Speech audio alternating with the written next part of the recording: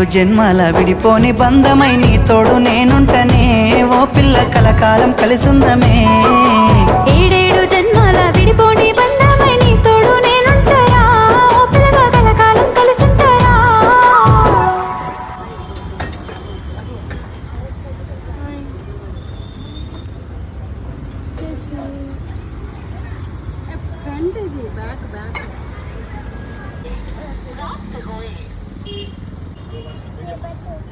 मेरा बेट కాల్తా నా చెయ్యి